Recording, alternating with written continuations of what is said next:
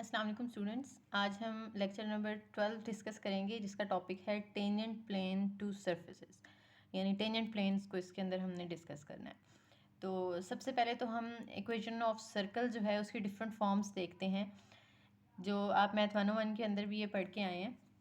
सबसे पहली फॉर्म है slope intercept form. Slope intercept form को हम किस तरह से लिखते हैं, y is equal to m x plus c. इसके अंदर जो m है वो स्लोप को रिप्रेजेंट करता है और जो c है वो y इंटरसेप्ट है। अब y इंटरसेप्ट क्या होता है? y इंटरसेप्ट वो होता है जहाँ पे x की वैल्यू ज़ीरो हो जाए। ठीक है जी, x की वैल्यू अगर ज़ीरो हो तो जो y की वैल्यू आती है उसे हम y इंटरसेप्ट कहते हैं। तो c y इंटरसेप्ट को शो कर रहा है और जो x और y हैं ये पॉइंट को शो करते हैं। उसके बाद आ जाता है point slope form. Point slope form को हम इस तरह से लिखते हैं y minus y naught is equal to m into x minus x naught. यहाँ पे भी जो m है वो स्लोप को शो कर रहा है और जो x नॉट y नॉट है ये एक पॉइंट है और उसके कोऑर्डिनेट्स हैं। ठीक है जी। General equation of straight line. Straight line की जनरल इक्वेशन क्या होती है? A x plus b y plus c is equal to zero. अब स्लोप का हमें फॉर्मूला ऑलरेडी पता है, राइज ओवर रन होता है, यानी उसको हम बी ओवर ए कह सकते हैं या y two minus y one over x two minus x one कह सकते हैं। Then using point slope form. अब पॉइंट स्लोप फॉर्म हमने ऊपर लिखी है, y minus y naught is equal to m into x minus x naught. तो m की जगह अगर हम इसकी ये वैल्यू लिख दें b ओवर a, तो m की जगह b ओवर a आ जाएगा, बाकी y माइनस वाई नॉट, ठीक है ये, और x माइनस एक्स नॉट ये वैसे लिख देंगे। तो इस सिर्फ m की जगह हमने वैल्यू पुट कर दी b ओवर a। तो ये जो इक्वेशन बन गई है जिसमें हमने m को रिप्लेस कर दिया b ओवर a से, इसे हम कहते हैं general equation of a straight line. उसके बाद आती हैं पैरामीट्रिक इक्वेशंस ऑफ लाइन।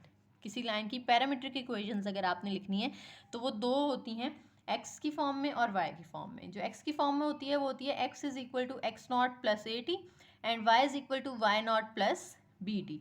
अब इनको अगर हम सिंप्लीफाई करना चाहें या इन्हें हम कन्वर्ट करना चाहें इस जनरल फॉर्म के अंदर, तो वो किस तरह से कर सकते हैं?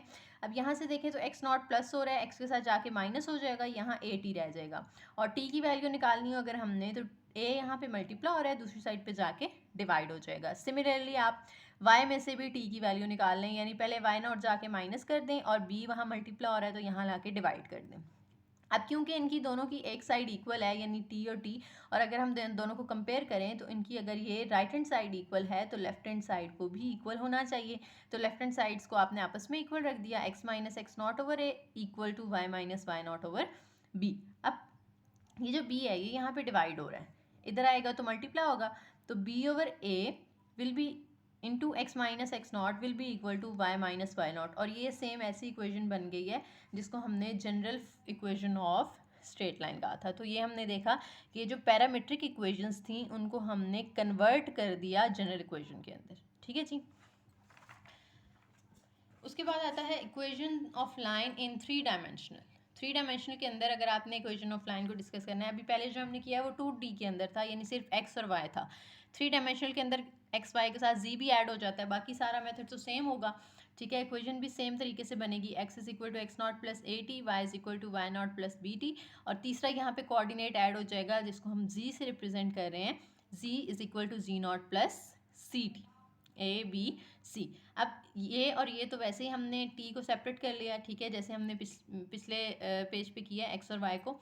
और जी की वैल्यू भी यहाँ से अगर आपने टी निकालना है तो जी नॉट पहले जाके माइनस कर दें, फिर सी जाके डिवाइड हो जाएगा, तो यहाँ से टी की वैल्यू निकल आई। अब इन तीनों इक्वेशंस को कंपेयर करें तो तीनों की देखें एक साइड इक्वल है तो दूसरी साइड भी इक्वल होनी चाहिए, यानी x minus x not over a is equal to y minus y not over b is equal to z minus z not over c. तो ये हमारे पास इसकी थ्री डायमेंशनल के अंदर इक्वेशन आ गई।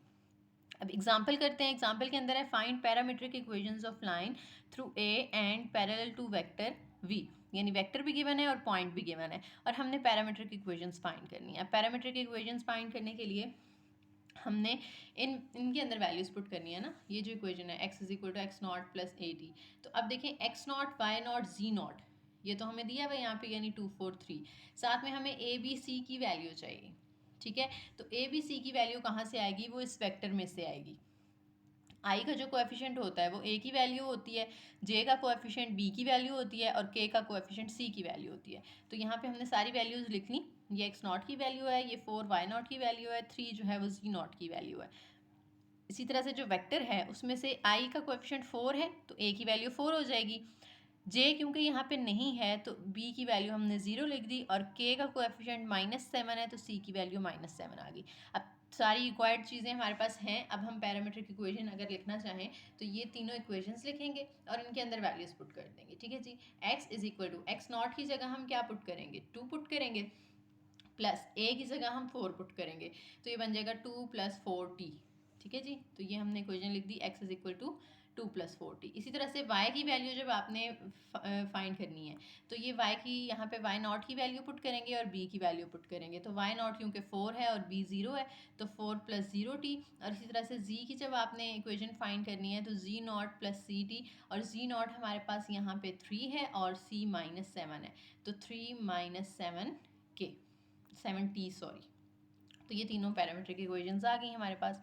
अब उसके बाद है different form of equation of curve. अगर कर्व हो हमारे पास तो उसकी इक्वेशंस कितनी तरह की होती है, 2 तरह की हो सकती है। एक्सप्लिसिट फॉर्म हो सकती है इस इक्वेशन की, और इम्प्लिसिट फॉर्म होती है। एक्सप्लिसिट फॉर्म उसे कहते हैं जब सिर्फ एक वेरिएबल इन्वॉल्व हो फंक्शन के अंदर, जैसे यहाँ पे y = f(x) है। और इम्प्लिसिट फॉर्म वो होती है जिसमें फंक्शन के अंदर 2 वेरिएबल्स इन्वॉल्व होते हैं, यानी f × xy। इसकी एग्जांपल में देखें, जैसे y = √9 - x²। अब इसमें x जो है वो सिर्फ एक सिंगल वेरिएबल है, तो ये एक्सप्लिसिट फॉर्म है। ठीक है, और x के साथ में उन्होंने डोमेन भी दे दी। इसी तरह से इस एग्जांपल में देखें, x² + y² = 9। अब यहाँ पे 2 वेरिएबल्स हैं x एंड y, तो ये इम्प्लिसिट फॉर्म होगी, और x और y की डोमेन भी साथ में उन्होंने मेंशन कर दी है। अभी यही जो हमने इक्वेशन ऑफ कर्व की डिफरेंट फॉर्म पढ़ी है ना, उसमें हमने अब इम्प्लिसिट और एक्सप्लिसिट फॉर्म पढ़ ली। दो टाइप्स। तीसरी टाइप है पैरामीट्रिक फॉर्म। पैरामीट्रिक फॉर्म के अंदर हम फंक्शन को इस तरह से लिखते हैं, x is equal to f(t) and y is equal to g(t). यानी x जो है वो अलग से किसी वेरिएबल के फंक्शन के इक्वल होता है, y अलग से किसी वेरिएबल के फंक्शन के इक्वल होता है।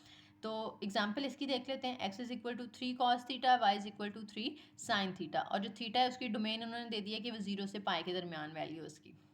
अब इन दोनों इक्वेशंस को सॉल्व करके हमने एक सिंपल इक्वेशन बनानी है। ठीक है, तो सिंपल इक्वेशन बनाने के लिए हमें इन दोनों को मर्ज करना पड़ेगा आपस में। तो वो कैसे करेंगे, देखें। x is equal to 3 cos theta है और y is equal to 3 sin theta है, तो अगर हम इन दोनों का स्क्वायर ले लें तो यहाँ पे आ जाएगा x² is equal to 9 cos² theta, y² is equal to 9 sin² theta. अब ये दोनों स्क्वायर की फॉर्म में आ गई हैं। अब इन दोनों को अगर हम ऐड कर दें तो राइट साइड्स आपस में ऐड होंगी, यानी x² और y², और लेफ्ट साइड्स आपस में ऐड होंगी 9 cos² प्लस 9 sin²। अब 9 यहाँ से कॉमन आ रहा है, cos² प्लस sin² जो है ये फर्स्ट आइडेंटिटी के इक्वल होता है 1 के। ठीक है, जो फर्स्ट आइडेंटिटी होती है ना ट्रिग्नोमेट्रिक रेशियोज की, उसमें ये होता है कि cos² प्लस sin² थीटा ये हमेशा इक्वल होता है 1 के। तो इसकी जगह हम 1 पुट कर सकते हैं, तो x² plus y² is equal to 9। तो अब इसके अंदर दोनों आ रहे हैं वेरिएबल, तो ये कौन सी फॉर्म बना दी हमने, इम्प्लिसिट फॉर्म। Implicit form. तो ये हमने देखा कि इस एग्जाम्पल के अंदर हमने पैरामीट्रिक जो फॉर्म्स दी हुई थी उनको कन्वर्ट कर दिया इम्प्लिसिट फॉर्म के अंदर। ठीक है जी।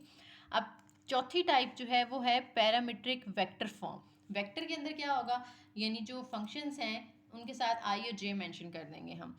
r(t) एक फंक्शन है, ठीक है, उसके अंदर f और g दोनों फंक्शंस इकट्ठे होंगे। जैसे यहाँ पे था ना कि f और g अलग अलग थे, ठीक है, लेकिन यहाँ पे ऐसा नहीं है। वेक्टर फॉर्म के अंदर f और g दोनों एक साथ हैं, और f जो है वो i का कोएफिशिएंट बना दिया है और g को j का कोएफिशिएंट बना दिया है। ठीक है, अब इसकी एग्जांपल देखें।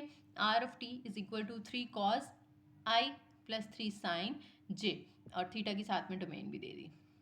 अब इसके अंदर देखें f जो है वो यहाँ पे लिख दिया, यही जो ऊपर एग्जांपल दी हुई थी उसी को उन्होंने कंटिन्यू किया। ठीक है जी, यहाँ पे ये x की और ये y की वैल्यूज़ थी, तो x की वैल्यू को f की जगह रख दिया, y की वैल्यू को g की जगह रख दिया, और उनके साथ में i और j यूनिट वेक्टर्स लगा दिए। तो ये पैरामीट्रिक फॉर्म से कन्वर्ट होकर कौन सी फॉर्म बन गई, पैरामीट्रिक वेक्टर फॉर्म।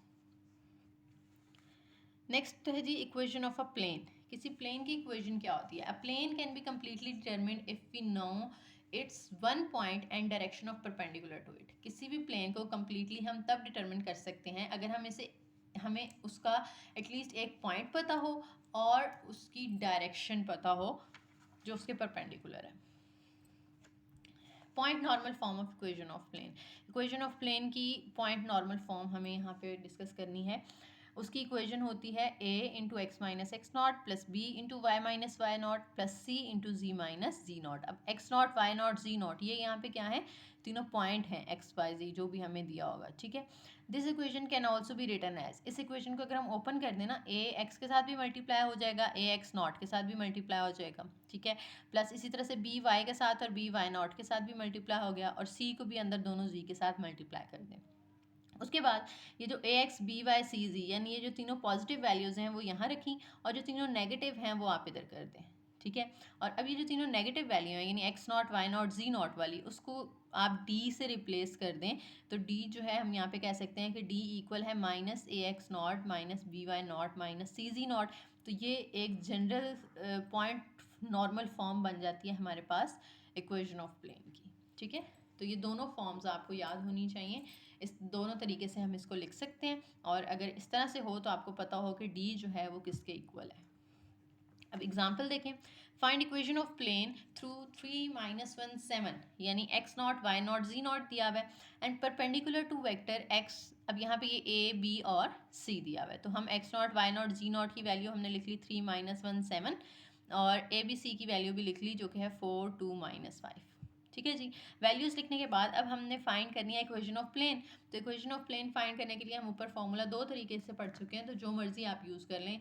फर्स्ट वाला यूज़ करना ज़्यादा ईजी है क्योंकि डायरेक्ट वैल्यूज़ पुट करनी है, ठीक है। तो हम यहाँ पे पहले लिख लेते हैं उसको, a into x minus x not plus b into y minus y not plus z into c into z minus z not. अब इसके अंदर वैल्यूज़ पुट कर दें, a की जगह 4 जो हमने यहाँ पे लिखा हुआ है, ठीक है, into x minus x nought की जगह क्या आ जाएगा 3 आ जाएगा, प्लस b की जो वैल्यू है यहाँ पे वो 2 है, into y plus y nought की वैल्यू -1 है, ठीक है। तो ये इसका अपना माइनस है और अंदर भी माइनस है, तो इसको हम यूँ लिख सकते हैं पहले कि y ये वाला माइनस और वाई नॉट की वैल्यू -1, तो वो माइनस माइनस +1 हो जाएगा। इसी तरह से c की वैल्यू -5 और g नॉट की वैल्यूज़ पुट करने के बाद इनको ओपन कर लें ब्रैकेट्स को, 4x minus 12 plus 2y plus 2 minus 5z और minus minus plus 35, x by z ये तीनों स्टार्ट में आ जाएंगे, और जो कांस्टेंट हैं वो तीन हैं 12 2 और 35। इनको सिंप्लीफाई करें तो ये हमें आंसर देते हैं 25। तो ये हमने इक्वेशन ऑफ प्लेन फाइंड कर ली।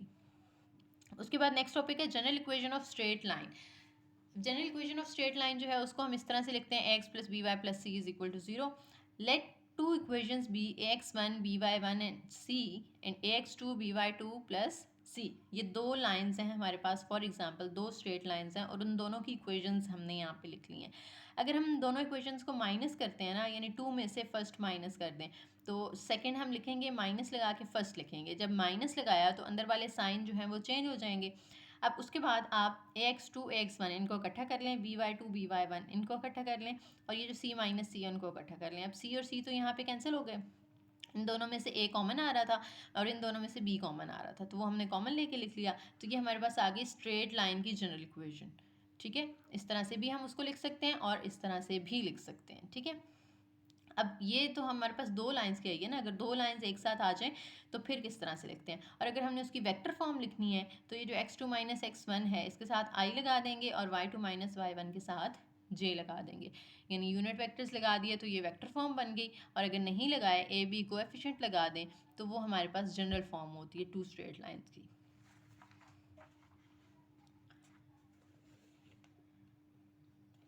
उसके बाद देखें, if phi x y is equal to x plus b y, यानी अगर हम लेट करें फाई एक्स वाई यानी जो ग्रेडियंट हमने पढ़ा था पीछे, ठीक है, a x plus b Y. अब हम यहाँ से ये फाई जो है ना इसकी जगह एफ भी हो सकता है, जैसे हम लिखते हैं ना एफ ऑफ एक्स वाई, या हम लिख सकते हैं जी ऑफ एक्स वाई। तो ये सिर्फ एक फंक्शन को रिप्रेजेंट कर रहा है, एफ की जगह उन्होंने फाई लिख दी है, ठीक है। इसका कोई और मतलब नहीं लेना आपने, यानी ये साइन तो वैसे ग्रेडियंट का होता है लेकिन यहाँ पे ये एक फंक्शन को रिप्रेजेंट कर रहा है, ठीक है। और ये कहते हैं कि एक फंक्शन है एक्स वाई के फॉर्म में जो कि इक्वल है एक्स प्लस बी वाई के।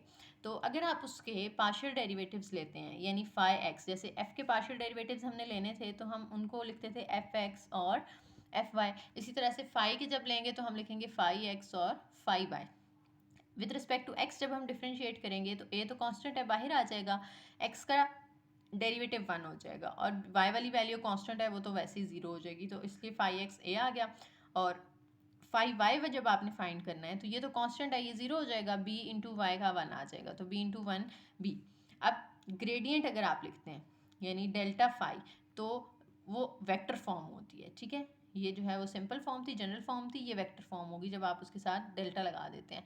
तो वेक्टर फॉर्म के अंदर क्या होता है कि ये जो ए एक्स था उसके जगह हम ए आई लिख देते हैं और बी वाई की जगह बी जे लिख देते हैं, और इसको एन यानी एक नॉर्मल के इक्वल कह देंगे।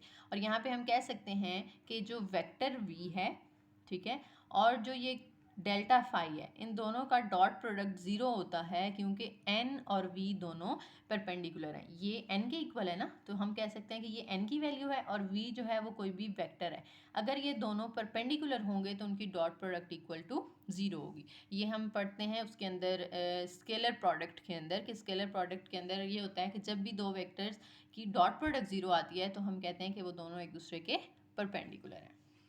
अब जनरल इक्वेशन ऑफ प्लेन वो क्या होती है, अभी हम पीछे हमने पढ़ा general equation of straight line, ठीक है। General equation of straight line हमने एक की पढ़ी, फिर हमने दोनों की लिखी, उनको सब्ट्रैक्ट किया। अब वही तरीका हमने यहाँ पे प्लेन के लिए करना है। तो प्लेन की होती है x plus b y plus c z plus d, ये हम पहले ड्राइव कर चुके हैं अभी इसी लेक्चर के अंदर। तो अगर हमारे पास दो हों इक्वेशंस तो x1 y1 z1 और इसी तरह से x2 y2 z2, डी वैसे ही रहेगा। अब आपने जैसे उसके अंदर स्ट्रेट लाइन के अंदर किया था कि सेकंड में से फर्स्ट माइनस कर दी थी, तो प्लेन के अंदर भी आप सेकंड में से फर्स्ट माइनस कर दें, सेकंड इक्वेशन लिखें, माइनस लगा के फर्स्ट लिखेंगे तो इन सब के साइंस चेंज हो जाएंगे। अब ए वाली इकट्ठी कर लें, बी वाली इकट्ठी कर लें, सी वाली इकट्ठी कर लें, डी और डी एंड पे इकट्ठा हो जाएगा। अब ये डी और डी तो ऑपोजिट साइंस है, ये तो कैंसिल हो गया।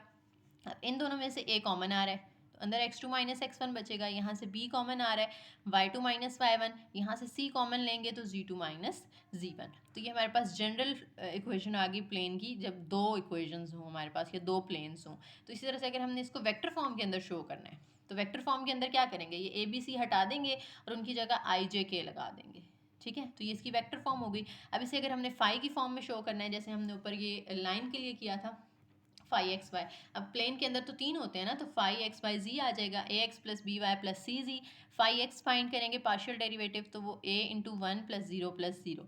इस तरह से फाई वाई फाइंड करेंगे partial derivative with respect to y, तो ये 0 हो जाएंगे और यहाँ पे b इंटू 1 यानी b आ जाएगा। इसी तरह से फाई जी लेंगे तो वो c आ जाएगा। अब इसको अगर आप डेल्टा की फॉर्म में लिखना चाहते हैं तो आप क्या करते हैं, ये एक्स वाई जी की जगह आप क्या लिख देंगे, आई जे के लिख देंगे, और इनका भी डॉट प्रोडक्ट 0 होता है क्योंकि डेल्टा फाई जो है वो नॉर्मल है टू प्लेन। नॉर्मल का मतलब है परपेंडिकुलर।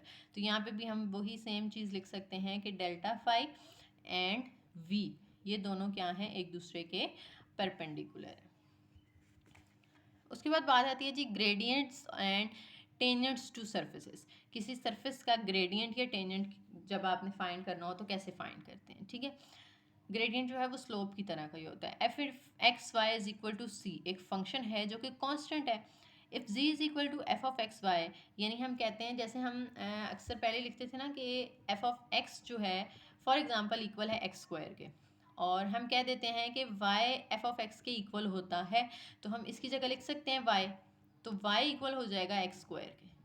तो वही बात यहाँ पे हो रही है कि अगर f of x y equal to c है और ये जो एफ ऑफ एक्स वाई है हम कह दें कि वो अगर z के इक्वल है तो इसकी जगह z पुट कर देंगे तो z इक्वल हो जाएगा c के। इसी तरह से अगर x जो है वो g ऑफ t के इक्वल है और y h ऑफ t के इक्वल है तो उनकी जो वेक्टर फॉर्म होगी उसमें g ऑफ t और h ऑफ t को ऐड कर देंगे और पहले के साथ i और दूसरे के साथ j लगा देंगे, तो ये वेक्टर फॉर्म बन गई उसकी। इसी तरह से अगर हम इक्वेशन 1 को दोबारा यूज़ करें तो ये जो x है उसकी जगह हम क्या पुट कर सकते हैं gt, क्योंकि x is equal to g t है, तो f इंटू एक्स की जगह आ जाएगा gt, f into G T, फिर कॉमा y की जगह पुट कर दें एच टी, तो यहाँ पे इस y की जगह आ जाएगा एच टी और इक्वल टू c। अब इन दोनों साइड्स को डिफ्रेंशिएट कर लें, ये जो हमने इक्वेशन लिखी है ना इनकी दोनों साइड्स को डिफ्रेंशिएट कर लें, ठीक है। अगर हम डिफ्रेंशिएट करते हैं डेरिवेटिव लेते हैं इसका, तो वेरिएबल तो t है इसके अंदर, तो डिफ्रेंशिएट करेंगे विद रिस्पेक्ट टू t, तो इस फंक्शन का डेरिवेटिव और दूसरी साइड पे इस c का डेरिवेटिव, c तो कांस्टेंट है वो 0 हो जाएगा, ठीक है। फंक्शन का डेरिवेटिव जब आपने लेना है तो ये आप चेन रूल के अकॉर्डिंग हम पहले इसको काफ़ी डिटेल से पढ़ चुके हैं कि जब फंक्शन जो है इस तरह से हो जिसके अंदर x और y जो है वो किसी और फंक्शन के इक्वल हैं, यानी हमने पीछे कहा था ना x इज इक्वल टू होता है g ऑफ t के, ठीक है। तो हम यहाँ पे इसका डेरिवेटिव कैसे लेते हैं, पार्शियल डेरिवेटिव लेते हैं फंक्शन का पहले विद रिस्पेक्ट टू x, और फिर इस g का डेरिवेटिव लेते हैं with respect to t। x का विद f का विद रिस्पेक्ट टू x लेते हैं और फिर g का लेते हैं विद रिस्पेक्ट टू t। तो वही आपने यहाँ पे लिख देना है, ठीक है। इसी तरह से h की जब बारी आएगी तो h क्योंकि y के इक्वल होता है तो पहले partial derivative of f with respect to y और फिर dh बाय dt, और इधर c का जो है वो 0 हो जाएगा। इसी तरह से अगर हम इसको वेक्टर फॉर्म के अंदर लिखना चाहते हैं तो इसके साथ i लगा देंगे, ठीक है, और इसके साथ j लगा देंगे, डॉट लगा के। इसी तरह से ये जो है dg बाई dt, इसके साथ i और इसके साथ j, ठीक है। ये पूरा वैसे हम कहते हैं यहाँ पे ये जो पहले वाला है ना ये पूरा i हो जाएगा, दूसरा है वो पूरा j हो जाएगा। जब हम इसको ओपन करेंगे तो ये i इन दोनों के साथ है, ठीक है, और j इन दोनों के साथ है। फिर ये जो पार्शियल डेरिवेटिव्स हैं वो इकट्ठे कर लिए हमने, और ये जो d वाले हैं वो इकट्ठे कर लिए, ठीक है। अब ये जो है ये डेल्टा एफ की वैल्यू होती है, ये हम पिछले लेक्चर्स के अंदर पढ़ चुके हैं। डेल्टा एफ इक्वल होता है partial derivative of f with respect to x i, partial derivative of f with respect to y j. तो इस पूरे की जगह हम डेल्टा एफ लिखेंगे क्योंकि ये इसकी वैल्यू है, ठीक है। और ये पूरी जो है ये D r by d T की वैल्यू है कि हमने एक फंक्शन को अगर आर से रिप्रेजेंट किया था, ठीक है, तो ये D r by d T हो जाएगा। जी और एच दोनों आर के अंदर आ रहे हैं, या हम इसको D F by d T भी कह सकते हैं, यानी अगर हम इसको फंक्शन एफ से रिप्रेजेंट करेंगे, ठीक है।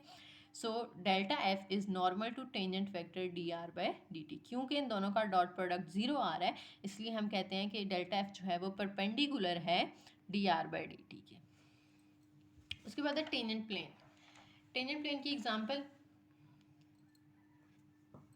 9x² + 4y² - z² is equal to 36। ये एक इक्वेशन दे दिया उन्होंने आपको, ये एक फंक्शन दे दिया है और साथ में पॉइंट दे दिया है 2 3 6। अब यहाँ पे फंक्शन है f ऑफ एक्स वाई जी इसके इक्वल, यानी इसको हमने नाम दे दिया f ऑफ एक्स वाई जी का। अब हमने पहले तो पार्शियल डेरिवेटिव्स फाइंड करने हैं, ठीक है। पार्शियल डेरिवेटिव्स फाइंड करने के लिए हम क्या करेंगे, f x f y f z तीनों चीज़ें फाइंड करेंगे ना। एफ एक्स जब हमने फाइंड करना है तो ये तो ये जो पावर है ये साइड पे आके मल्टीप्लाई हो जाएगी और एक्स का डेरिवेटिव 1 ये एक्स आ जाएगा, ठीक है। तो 9 2 ये हो जाएगा 18x, ये भी 0 ये भी 0 ये भी 0। अब हमने विद रिस्पेक्ट टू y करना है तो ये x वाला तो 0 हो जाएगा, z वाला भी 0 ये भी 0, तो सिर्फ इसका डेरिवेटिव लेंगे, ये पावर साइड पे आके मल्टीप्लाई होगी, 4 2 8y हो जाएगा। अब जब z का डेरिवेटिव लेना है आपने तो x भी 0 y भी 0 36 भी 0, इसका डेरिवेटिव आ जाएगा, पावर साइड पे आके मल्टीप्लाई होगी तो -2z fg की वैल्यू आ गई हमारे पास। अब इसी तरह से ए बी सी की वैल्यू हमने फाइंड करनी है, ठीक है। ए बी सी की वैल्यू फाइंड करनी, क्योंकि हमने जो इक्वेशन बेसिकली यूज़ करनी है ना टेंजेंट प्लेन की वो हम पीछे पढ़ चुके हैं, a into x minus x nought, b into y minus y nought, c into z minus z nought, ठीक है।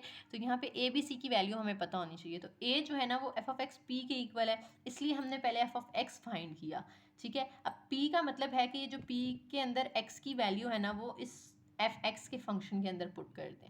अब यहाँ पे एक्स की वैल्यू 2 दी हुई है तो हम इस एफ ऑफ एक्स के अंदर 18 इंटू 2 पुट करेंगे तो ये ए की वैल्यू आएगी। और बी की वैल्यू फाइंड कैसे करनी है, हमने ये जो एफ वाई है इसके अंदर ये वाई वाली वैल्यू पुट करें जो यहाँ पे हमें 3 गिवन है, तो ये 8y था तो 8 इंटू 3 24 आ गया।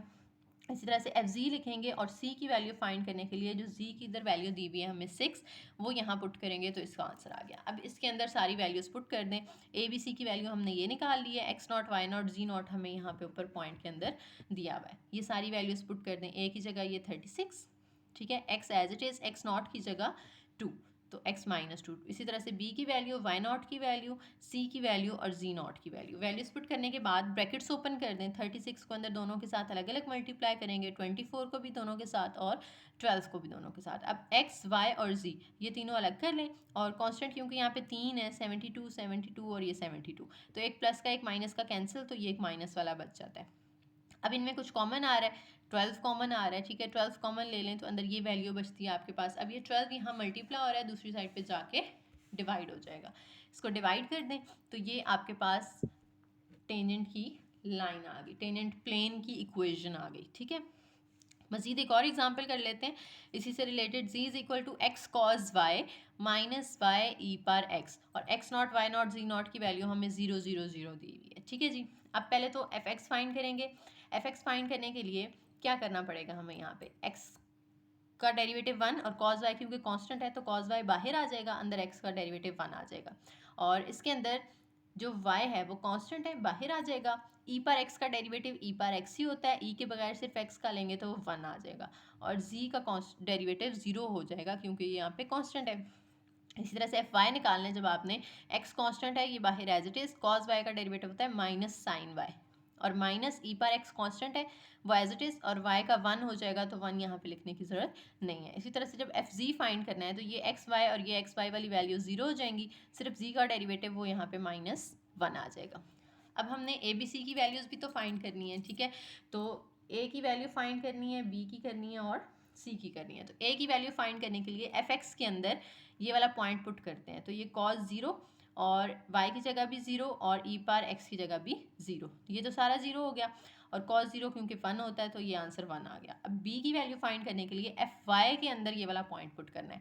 एफ वाई जो है उसमें x की जगह 0, साइन y की जगह भी 0, e पार इस x की जगह भी 0, ये तो पूरा फैक्टर 0 हो गया। और किसी भी नंबर की पावर 0 हो तो वो 1 होती है। यहाँ भी 1 ही थी लेकिन 1 फिर 0 से मल्टीप्लाई हुआ था इसलिए 0 हो गया था, लेकिन यहाँ पे e पर 0 1 आ जाएगा तो ये -1।